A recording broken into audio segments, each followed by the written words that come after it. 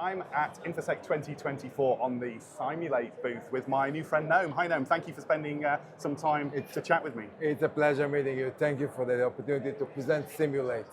See.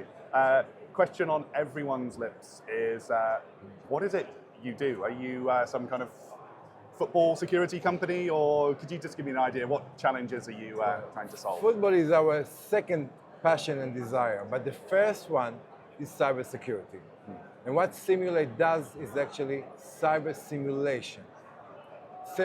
Simulate product and services, provide the customer a full map of his risk, simulating potential attacks, potential breaches, and actually providing the customer a full map of all the risks, both technology and business-wise, so he will be able to build and develop a proper cybersecurity system to answer those challenges and those risks.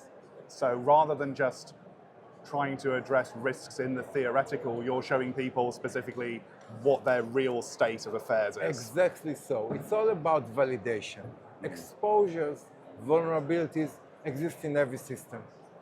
But the main thing is to know which one present a real risk to a company and on all levels. If you have this core application, which is on the cloud and exposed, it's a different story than you have a serious exposure on a side effect which has no effect whatsoever on the company, and you need to focus on those ones. But the question is, Mr. CISO, do you know where your risk lays? Where your business is? Are you exposed to violating regulations, cyber regulation, privacy regulation? Do you get to build your system according to the potential risk?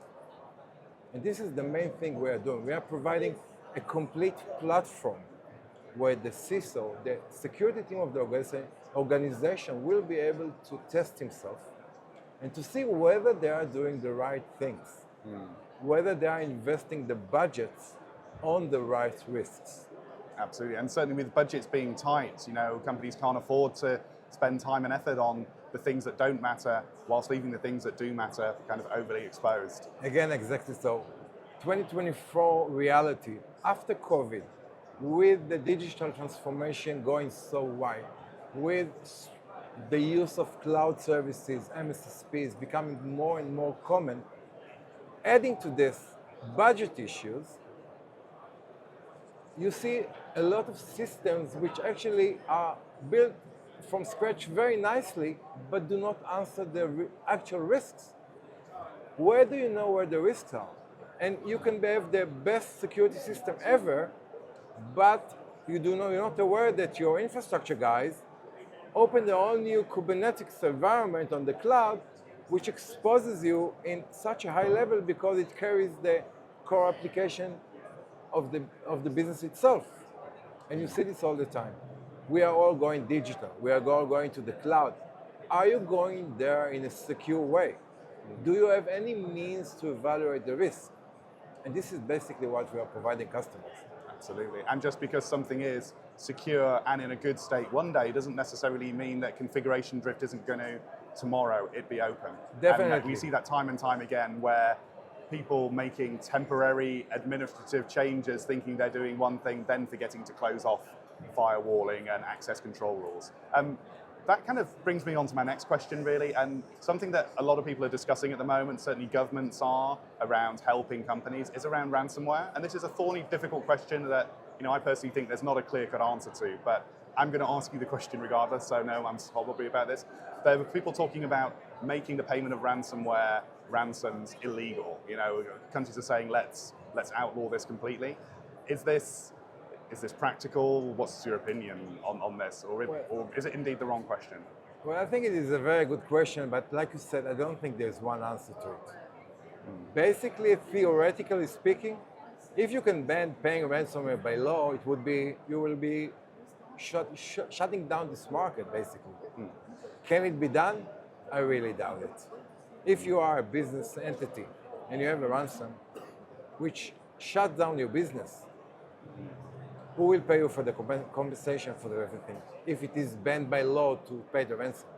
So it is some kind, in my opinion, more theoretical question is something that actually can be done.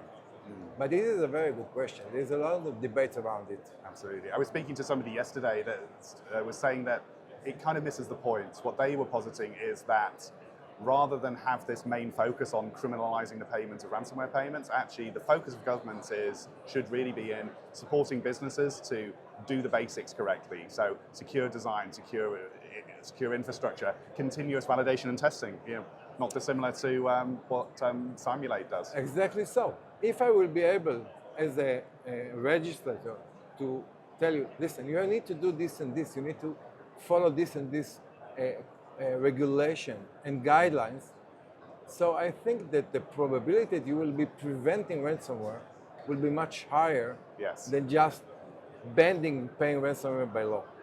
And this is what we are seeing basically. When we do our assessments, we do see big organizations, medium-sized, smaller ones, who are actually spending the budgets on the wrong places because they have no idea.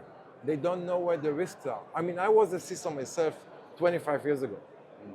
The challenges CISOs are facing these days weren't in my time. When you look at a typical CISO, he has got the budget challenges, regulation challenges, digital transformation challenges, and environment which keeps on changing. It is very dynamic.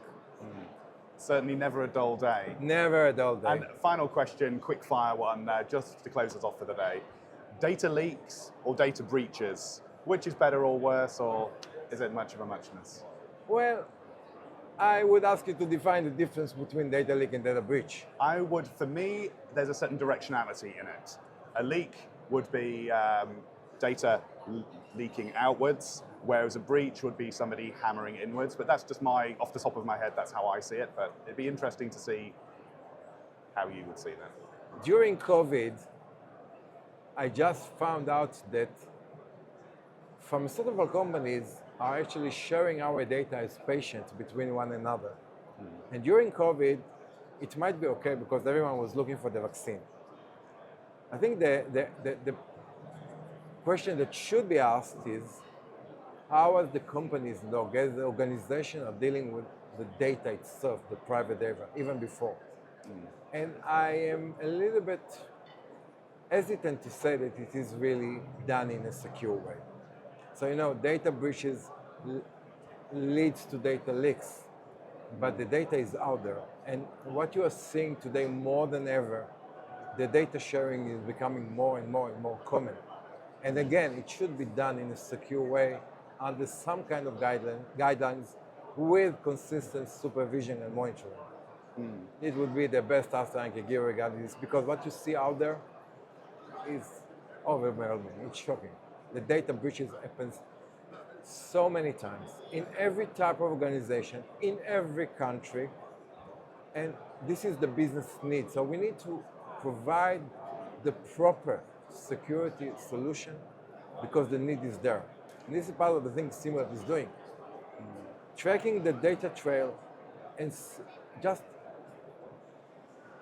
pointing out the places and locations where it is very easy to steal the data, basically. Absolutely, there you have it. Whether it's a data breach or a data leak, mapping and understanding data flows and what's happening with your data is something that does happen to a certain extent now, but it certainly needs to improve with the changing technologies. No, exactly. It's been great to chat to you. Thank you so much. Genuine pleasure. Thank you for inviting me onto your football-themed stand. It is awesome. Wish you a great rest of the show. Thank you so much. Thank you.